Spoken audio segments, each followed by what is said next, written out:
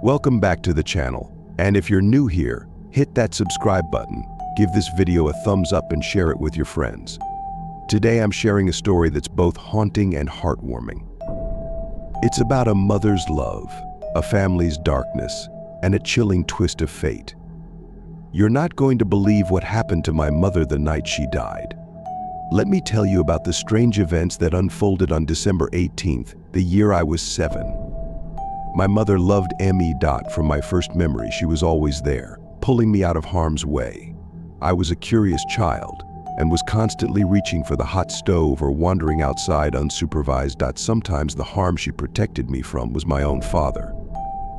Everything I said and did seemed to irritate him, and any loud noise or even a single word he perceived as disrespectful could earn a backhand across the face or a swift kick in the back to send you flying down the steps. I clung to her tightly in those years, as she was the only constant, never angry or impatient with me, but full of love and hope. She stood in between his hand and my fragile body, and I'm ashamed to say that I ran and hid more than once, as he took his anger out on my dear mother. My grandparents lived across town and were anxious for me to get of an age where I could spend the weekend or the summer. Most little boys would be excited about a weekend at his grandparents', but I feared the time when I would be forced to endure the hard back-breaking summers my older cousins had seen. The grandparents thought that hard labor was the only way a boy would grow into a strong man. As they had a large farm to tend to, they made use of their grandsons by raising them for the better part of their childhood, usually starting around 5 or 6, depending on the constitution of the boy. My cousins slept in the leaky barn out back and existed on whatever scraps were thrown out at the end of the day. By the end of the summer, they permeated an odor that may never wash off, an odor of sadness and pain. My female cousins lived inside the house and would never speak of the horrors they endured. Women weren't valued much in my family, except for one thing. When I was barely 5, my mother woke me up in the middle of the night, covering her hand across my mouth and signaling for me to keep quiet. Her bruised face was wet from tears, and her hand shook as she silently begged me not to do anything to attract the attention of my sleeping father. Without a sound, we snuck out of the house, taking only my stuffed teddy bear, leaving behind everything I had ever known.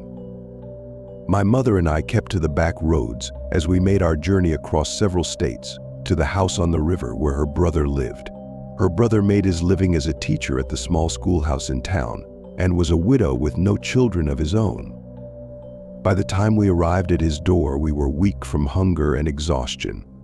My mother hadn't stopped to sleep the whole way, too afraid that my father or his family would catch up with her unaware. My uncle hadn't always lived here, had arrived here only a few short months before, and as my mother had not been permitted to keep contact with her family, she knew of his location only by the chance meeting of a distant relative while selling some items in town. Even at my young age, I was able to understand that this meant we were safe. They couldn't find us here. Suddenly, my world didn't look so bleak and depressing.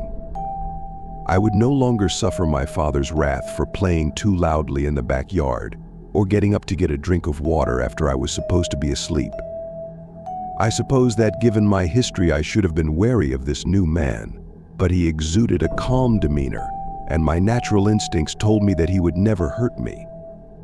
For 2 years, my mother and I lived in peace in my uncle's house by the river. My mother started working at a small shop in town, and I went to school with my uncle. At night, we would eat dinner in the small kitchen and talk about our day. I spent my summers down by the river, fishing or watching the grass grow. I developed a fast friendship with a boy down the road, and we never spent a weekend apart, riding bikes and playing in the woods. It was a sweet time, the best of my childhood memories. But nothing good lasts forever. My mother took ill in the winter I was 7.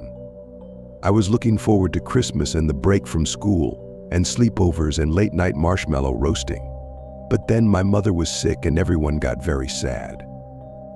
It seemed only a week passed where she went from happy and rosy to pale and withdrawn in her bed.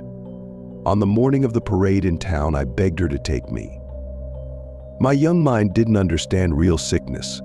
I had recovered nicely from the years spent with my father, and was now blessed once again with the innocence and selfishness of youth.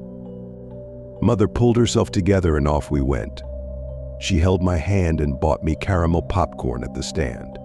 We laughed and giggled for a few minutes. She appeared healthy and whole again. Then she fell. Right there at the parade in front of everyone, my sweet, wonderful mother, who always protected me, fell to the pavement, and I only stared in confusion. My mother was rushed to the hospital in the next town, and I squeezed into a corner and cried silently. When the nurses came to me and asked me who my father was, what possessed me to utter his name? Why wouldn't I say the name of my quiet uncle, at home at his house on the river? Shock, perhaps, and confusion. I didn't understand that they were asking who to call. No, I answered honestly, and off they went. The nurse pulled me into my mother's room and quietly told me my father and my grandparents were both on the way to claim me. My father to comfort me and my grandparents to take me back to their farm to stay. What a lucky boy you are, to have so many people who love you. You'll be just fine. But now you should stay with your mother for a few minutes and say your goodbyes. They will be here shortly. Inside, I screamed in terror, wanting to run and hide, get away from the miseries that were soon to come. But I couldn't leave my mother. I couldn't leave without saying goodbye. As I held my mother's hand, I let a silent tear fall. She opened her eyes. She smiled so sweetly at me and said 2 words before she passed from this world. You're safe. My mother passed at the stroke of midnight, December 18th, the year I was 7. I curled up next to her body and didn't wake when my uncle scooped me in his arms and carried me home. I didn't know that day what had happened to the 2 different cars traveling towards me in the night to take me away to a terrible place. But I knew I was safe because my mother had told me so. I grew up in that house by the river with my sweet, sweet uncle. When I was 10, he met a nice lady from town, and they married and had 2 children of their own. I was raised as another son, and I was always loved and cared for. Although my new aunt could never replace my darling mother, she took care of me throughout my childhood, and never was a word spoken in anger.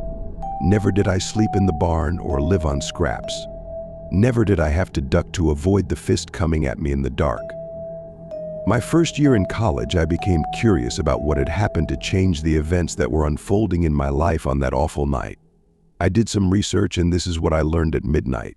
On December 18th, the year I was 7, my father was traveling from one place in his old blue pickup. He had been working out of town when he received the message that his only son had been found. The pickup was old and in disrepair. Still, it was a surprise that at the stroke of midnight his truck suddenly swerved into the path of an oncoming semi, killing him instantly. The driver of the semi walked away with barely a scratch. At midnight, on December 18th, the year I was 7, my grandparents were traveling from their farm across town in their new car, purchased in the last year with proceeds from the farm, and apparently the prostitution of several of their own granddaughters. They were at home when they received word that their grandson had been found.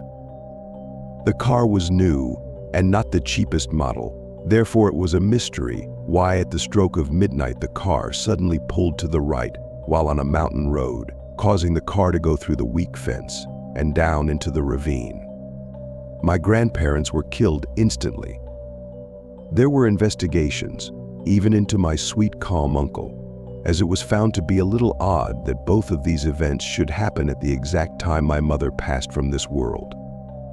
My uncle never worried me with it, and the investigators finally gave up, as no one could ever prove how it happened. I know how it happened.